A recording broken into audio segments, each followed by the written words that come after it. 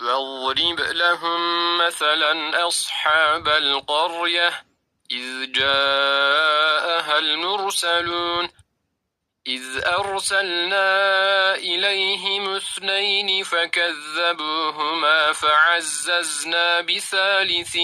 فقالوا إنا إليكم مرسلون قالوا ما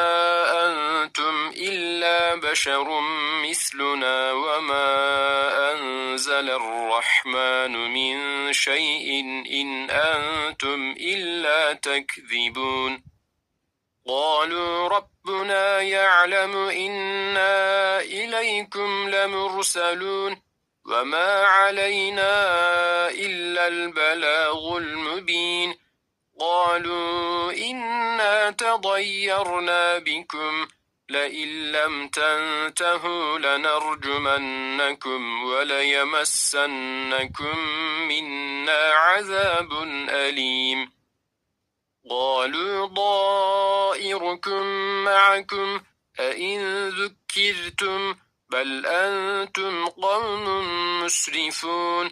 وجاء من أقصى المدينة رجل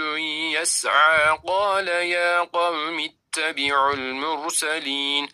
اتبعوا من لا يسألكم أجرا وهم مهتدون وما لي لا أعبد الذي فضرني وإليه ترجعون أأتخذ من دونه آلهة إن يردني الرحمن بضر لا تغن عني شفاعتهم شيئا ولا ينقذون إني إذا لفي ضلال مبين إني آمنت بربكم فاسمعون